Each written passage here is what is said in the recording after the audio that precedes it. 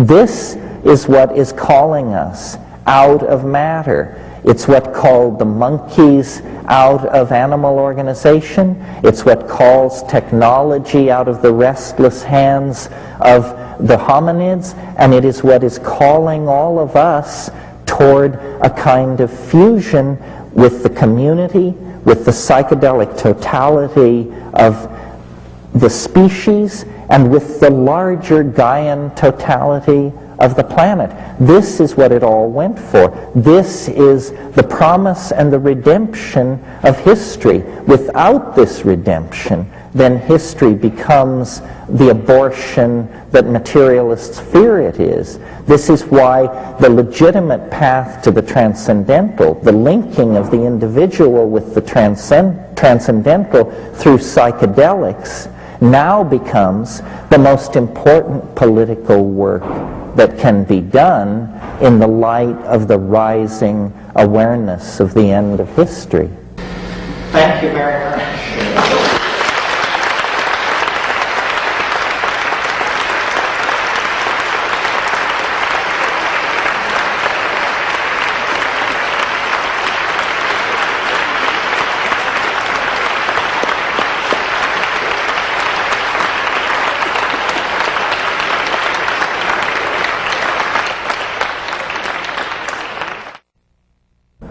Well, all of you who stayed, the intrepid core, I'll just go through these. I've not had any chance to look at them, and handwriting is also degraded here at the end of the world, so it's a little hard to sort out some of this. What role does an individual psychedelic experience play in the massive changes that you're anticipating? It would seem to me, my model for the psychedelic experience, there have been a number of them. The idea that it mimics madness, that was one idea. That it takes you into the Jungian unconscious, that was one notion. That it somehow illuminates the concepts of Indian yoga or after-death models, such as the Tibetan Book of the Dead. All of these have been tried. My assumption has been a mathematical one. That what psychedelics are about is that mind, under the pressure of evolutionary constraints, turns itself into a threat detection device. And that's how we use it in three-dimensional space, to anticipate threat and to meet it. But that is, as it were, a lower order application of mind, and that in silent darkness, what happens on psychedelics is that the mind unfolds literally into a kind of superspace or a higher dimension in the mathematical sense, because I take seriously the claims made in all times and places for millennia that shamans can locate lost objects, predict weather, see where the game has gone, and predict the outcome of disease situations. In all cases, what is involved is a higher dimensional relationship to the manifold of history. So I think that you all understand that a locked box, if we had a padlocked box here on stage, a locked box is not locked in hyperspace. It has a dimension in hyperspace from which the contents of the locked box are easily removed, taken out, and put back. In our world, this looks like magic. Shamanism is like this. And so, to answer the question, what role does an individual psychedelic experience play in the massive changes anticipated? The role is that the individual gets in on the joke. at this stage in history, to be a shaman is to have seen the end. And if you've seen the end, it's like, taking Anna Karenina and reading the last 5 pages.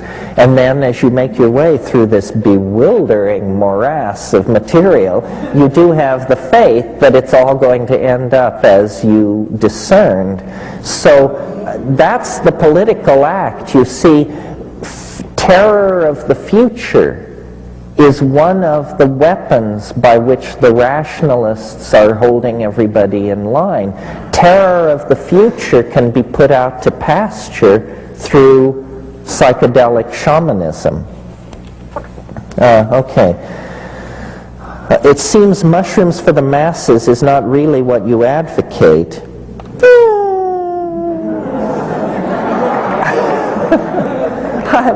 Mushrooms for the masses doesn't sound like such a terrible idea. I mean, I always equivocate by saying, if your problem is maintaining boundaries, then you probably shouldn't take any psychedelics. But you can't, in a mature civilization, you don't define opportunities based on what will be detrimental to a small minority. Mushrooms for the masses seems to me a fine idea. I just don't see how it can ever come about, because I believe that the society-shaping effects of these things are so powerful that they will never be tolerated. Just to go off on a tangent for a moment, this is why I am an incredibly pessimistic person about getting pot legalized.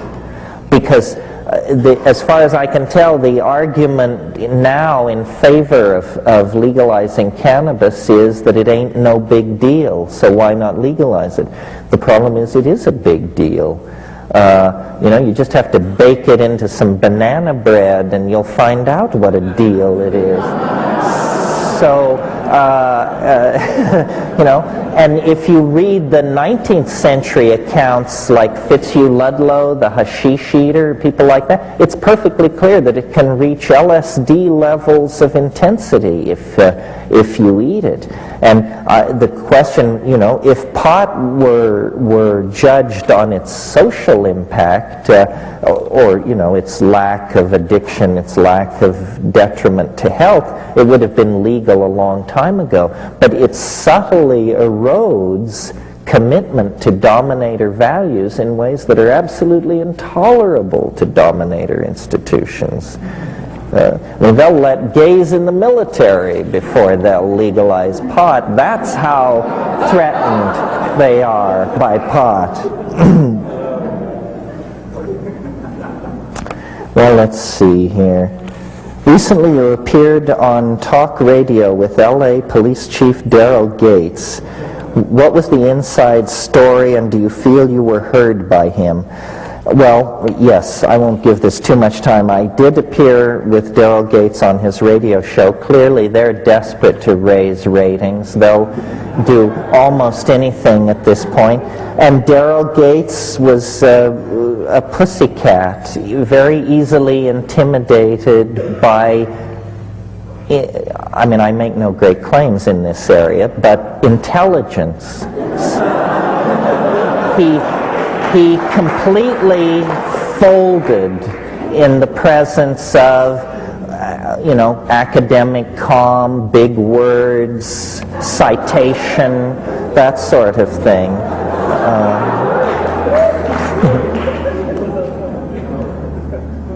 What is the difference between your vision of the end of history and the Christian belief in a Savior? This is a great question.